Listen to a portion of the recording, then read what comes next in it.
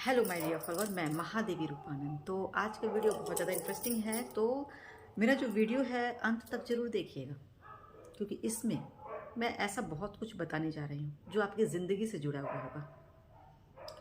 तो आज मैंने एक पोस्ट डाला था फेसबुक पर और वो बहुत ज़्यादा वायरल हो रहा है। उसमें मैंने प्राकृतिक आपदा के बारे में बताया है। मैंने उसमें ये लिखा है कि प्राकृतिक आपदा हर तरह से आएंगी और 2025 में तो बहुत ज़्यादा आएगा और इसके लिए आप लोगों को तैयार रहना है। जैसा कि मैं 3-4 सालों से लगातार आप लोगों को बताती आ रही हूँ कि 2024-25 बहुत ज़्यादा खतरनाक है। 2025 में बहुत अच्छा भी होगा और बहुत बुरा भी होगा। मैं एक भविष्यवक्ता हूँ और सटीक भविष्यवाणियों के लिए जानी जाती हूँ। मेरी भविष्यवाणियाँ जितनी भी मैं देखती हूँ भविष्य, वो सारे के सारे सत्य होते हैं, क्योंकि मुझे भविष्य ईश्वर दिखाते हैं। मेरे पास जो शक्ति है वो मुझे माता महाकाली, भगवान विष्णु और भगवान शेषनाग जी से मिला हुआ है और उनके ही शक्तियों के मदद से मैं आपका भविष्य बताती हूँ और देश दुनिया में होने वाली जितनी भी घटनाएं हैं वो मुझे पहले से ही मालूम हो जाया करता है। प्राकृतिक आपदा के बारे में मुझे ईश्वर ने ही बताया था, ईश्वर ने ही संकेत दिया था कि ऐसा कुछ होगा।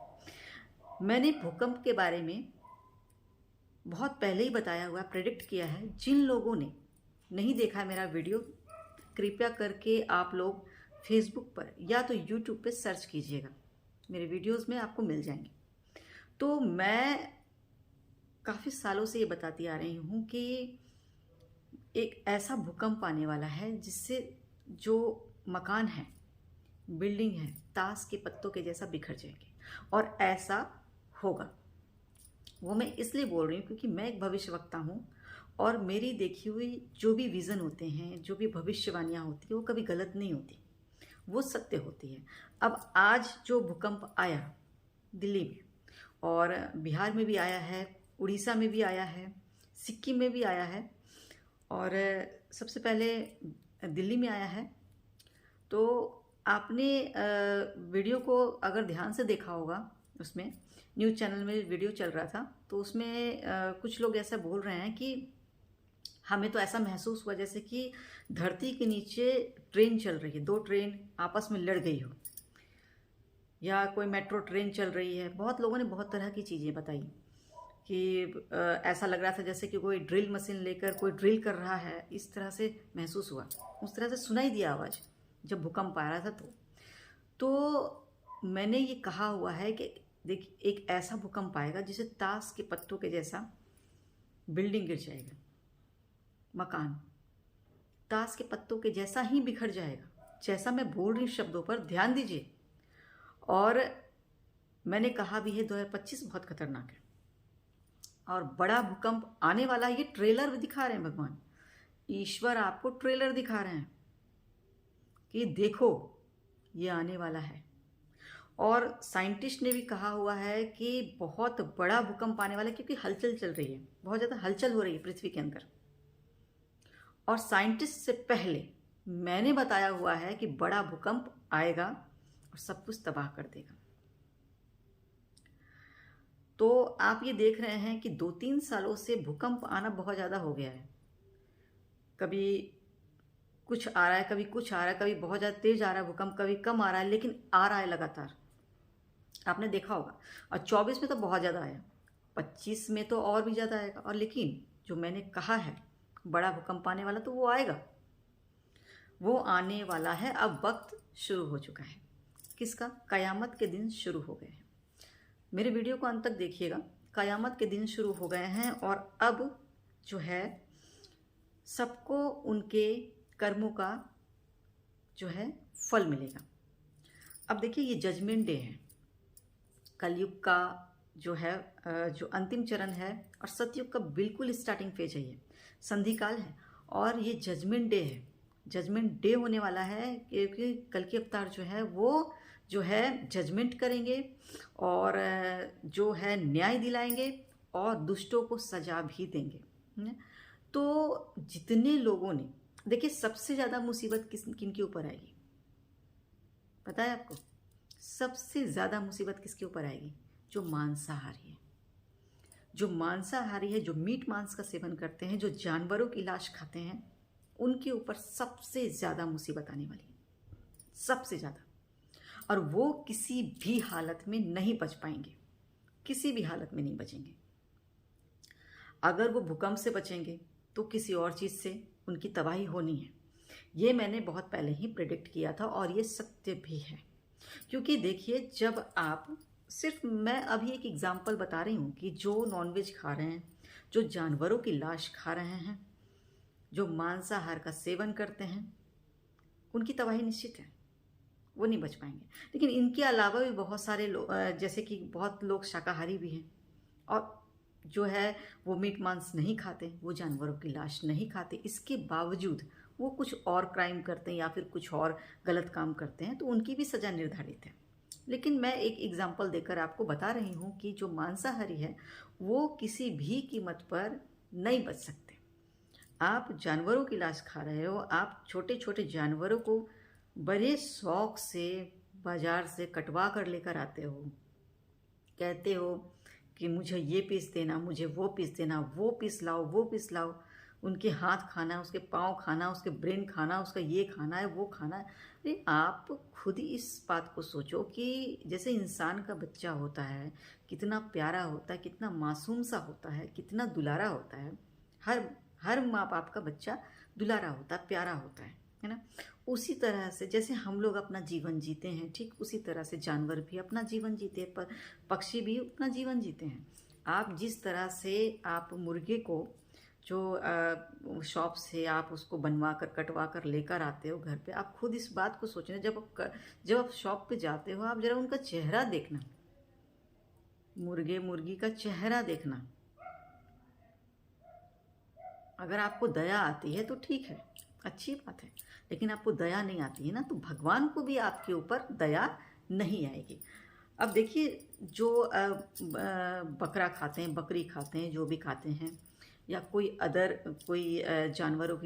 जानवरों को काट कर खाते हैं, तो उनका चेहरा देखिएगा, उनकी मासूमियत देखिएगा, और आप किस तरह से आप इतने शौक से कि मुझे ये खाना है, ये पीस देना, इसका किडनी चाहिए, लीवर चाहिए, ये चाहिए, वो चाहिए। आप खुद सोचिए कि अपने बच्चे के ऊपर जब कुछ बीतता है तो आप यही कहते हो ना कि हे भगवान, हमने ऐसा क्या किया, हमने ऐसा क्या किया जो आप मुझे सजा दे रहे हो। आप बहुत आसानी से बोल देते हैं, है ना, बहुत आसान है बोलना, लेकिन आप उस पल को याद नहीं करते हो जिस पल आप ये गुनाह करते हो, ये पाप करते हो।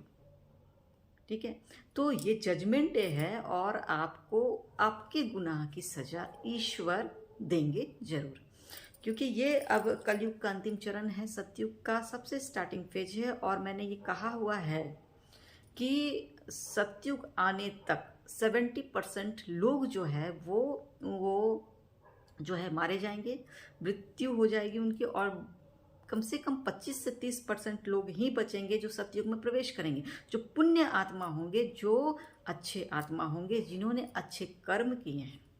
लेकिन वो जो पाप किए हैं, जो पाप में लिप्त है, उनको कभी भी ईश्वर जो है क्षमा नहीं करेंगे, माफ़ नहीं करेंगे, उन्हें सज़ा मिलेगी ही मिलेगी। अब सज़ा हर तरह से मिलेगी, जैसा मैंने पहले भी बताया है, प्राकृतिक आपदा से आप जाओ या फिर मानव द्वारा, किसी मानव द्वारा किया हुआ कोई भी बुरा काम, उसमें आप फंस जाओ, उसके द्वारा आप, जैसे कि देखिए दिल्ली में कितना भगदड़ मच गया, दिल्ली में भगदड़ मचा, कुंभ के मेले में भगदड़ मचा, जितने लोगों की मृत्यु हो रही है, तो क्या आपको क्या लगता है कि इसी तरह से मृत्यु हो गई? कारण होता है, हर चीज का एक कारण होता है। अगर आपको खुशी मिली है तो उसका भी रीजन है, अगर आपने दुख झेला है तो उसका भी रीजन है।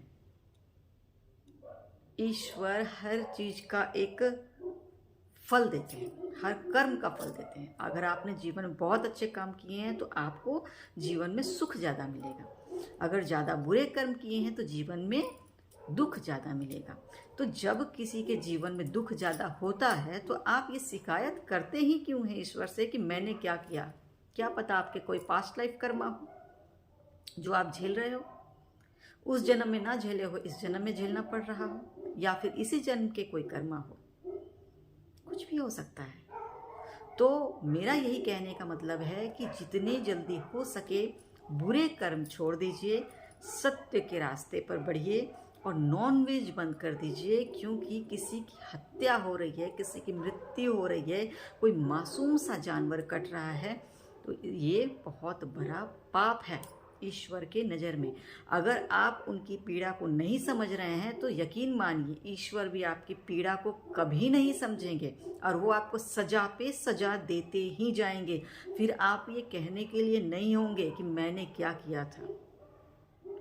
जब किसी इंसान की मृत्यु होती है ना, तो उसके उस टाइम जब उनकी आत्मा निकल रही होती है, प्राण निकल रहे होते हैं, तो वो अपने सारे बुरे कर्म जो भी उन्होंने किए हैं, वो सारे बुरे कर्म उनको याद आते हैं। उस वक्त वो ईश्वर से नहीं पूछ सकते कि मैंने क्या किया, वो खुद ही याद आ जाते हैं। तो अभी भी वक्त है, नॉनवेज खाना छोड़ दीजिए, जितने लोग छोड़ दीजिए और भगवान से माफ़ी मांगिए। ज़िंदगी में कभी भी ऐसे बुरे कर्म नहीं करेंगे।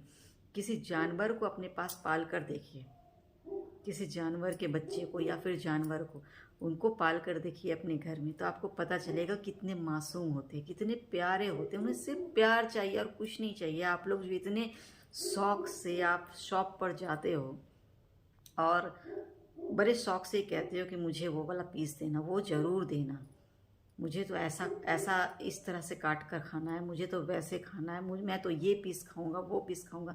ये जरा आप सोचिएगा, आपको खुद में बहुत शर्म आएगी कि आप ये क्या कर रहे हो।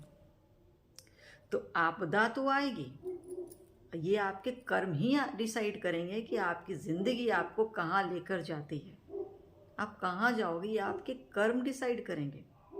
आपने जिस तरह के कर्म किए हैं, आपको जीवन बिल्कुल वैसा ही मिलेगा। आप ये शिकायत नहीं कर सकते भगवान से कि मुझे मेरे साथ ऐसा क्यों, नहीं शिकायत कर सकते आप।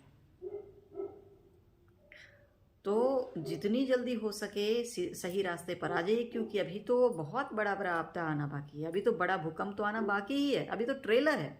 मुझे तो पता ही है कि कौन से स्टेट में क्या क्या होने वाला, मुझे सब पता है, मुझे हर स्टेट का पता है, ज़्यादातर स्टेट का पता है कि वहाँ क्या क्या होने वाला है। लेकिन मैं आपको क्यों बताऊँ, मेरा काम आपको जो है डराना नहीं है, आपको सही रास्ते पर लेकर आना है। जितनी जल्दी हो सके सत्य के रास्ते पर आ जाइए, वरना आपकी ज़िंदगी आपके हाथ से निकल जाएगी। फिर आप ये बोलने लायक ही नहीं रहोगे ईश्वर से कि मैंने क्या किया था। जजमेंट डे है और आपको आपके जो किए हैं उसकी जो है सज़ा और उसके फल आपको मिलेंगे ही मिलेंगे।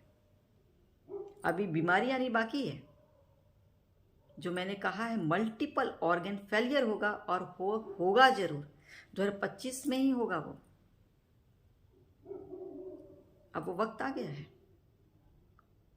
2025 में होगा। अभी तो बहुत नई नई बीमारी आनी बाकी है। आपको लगता होगा कि मैं तो भूकंप में बच गया, अब तो मेरा कुछ नहीं हो सकता, मैं तो बच गया।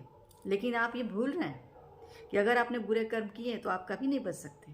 आप भूकंप से बच जाइएगा, बाढ़ से कैसे बचेंगे, बाढ़ भी आने वाला है। तेज हवा से भी तेज हवा से भी तबाही आने वाली है। अभी आपने देखा कि यूएसए में किस तरह से आग लगी, और आग पूरे यूएसए को, जो कि टेक्नोलॉजी में कितना हाई है, और वहाँ पर लोग उस आग पर काबू नहीं पा सके। अमेरिका जैसा देश। तो प्राकृतिक आपदा, अब देखिए क्या क्या हो रहा है, तो कहाँ कहाँ कैसे कैसे बचेंगे। इसलिए कह रही हूँ सत्य के रास्ते पे चलिए और नारायण का नाम लेते रहिए, हर बुरे काम छोड़ दीजिए।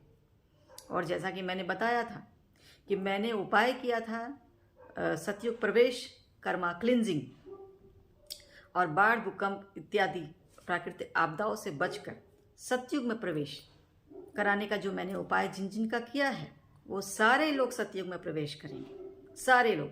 लेकिन जिन जिन ने नहीं कराया है वो लोग अपने कर्म पे ही जिएंगे, चाहे उनकी ज़िंदगी जैसी भी मिले।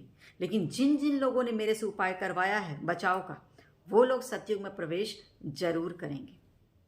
लेकिन उनको मेरे नियम के तहत चलना पड़ेगा। ऐसा नहीं है कि मैंने बस उपाय कर दिया और आप कुछ भी करते रहो अपनी लाइफ में, नहीं नहीं नहीं नहीं, ऐसा नहीं। आपको मेरे बताए हुए नियम पर चलना पड़ेगा, तभी आप सत्युग में प्रवेश करेंगे। तो मेरा बस आज लाइव आने का यही एक मकसद था कि मैं आप लोगों को ये बता दूं कि जो मैंने फेसबुक पर पोस्ट डाला था भूकंप का, वो बहुत वायरल हुआ है और उसमें बहुत लोगों ने सवाल पूछा था कि ऐसा कुछ हो ही नहीं सकता, ऐसा होगा क्या, सच में होगा क्या। तो मैं ये बता दूं कि सच में बड़ा भूकंप आएगा और जो लोग सही रास्ते पर है वो लोग बच जाएंगे, जो लोग सही रास्ते पर नहीं है उन लोगों की किस्मत उनको जो है उनके जीवन को जो है दिशा देगी, चाहे वो दिशा जिस तरफ भी लेकर जाए। उनकी किस्मत ही डिसाइड करेगी कि उनके साथ क्या होना है। और जो लोग ये कहते हैं ना कि सब कुछ भगवान पे छोड़ दो, ऐसा कुछ नहीं होगा, हाँ ये आप तब बोल सकते हो जब आप पूरी तरह से सही रास्ते पर चल रहे हो, तब बोल सकते हो। अगर आपने अपने जीवन में बुरे कर्म किए हो, आपने मासूम जानवरों की हत्या की हो या करवाई हो, या फिर आप नॉन वेज खाते हैं या कुछ भी करते हैं, तो आप ये बोलने के लायक नहीं है कि सब कुछ भगवान पे छोड़ दो सब कुछ अच्छा होगा। नहीं, आपको आपके कर्मों की सजा अवश्य मिलेगा। तो मैं महादेवी रूपानंद आपको, पूरी दुनिया को ये संदेश दे रही हूँ कि सत्य के रास्ते पर चलिए, नारायण के रास्ते पर चलिए, जैसा भगवान बोलते हैं वैसे रास्ते पर चलिए, आपका जीवन धन्य होगा। और किस तरह से आप भगवान के रास्ते पर चल सकते हैं, जिस तरह से सत्य के रास्ते पर चल सकते हैं, मुझसे जुड़कर, मेरे बताए हुए नियम को फॉलो कर आप अपने जीवन को अच्छा कर सकते हो, बेहतर कर सकते हो। क्योंकि मैं महादेवी रूपानंद, मेरे पास है भगवान विष्णु, माता महाकाली और भगवान शेषनाग जी का विशेष आशीर्वाद, और मेरे पास इच्छाधारी नागिन की विशेष निगाहें हैं। तो मैं हर चीज़ देख लेती हूँ, हर चीज़ महसूस कर लेती हूँ और हर चीज़ जान लेती हूँ। तो बहुत बहुत धन्यवाद मुझसे जुड़ने के लिए, और जल्दी से मेरे वीडियो को लाइक कर दीजिए, कमेंट कर दीजिए और शेयर कर दीजिए। नमस्ते।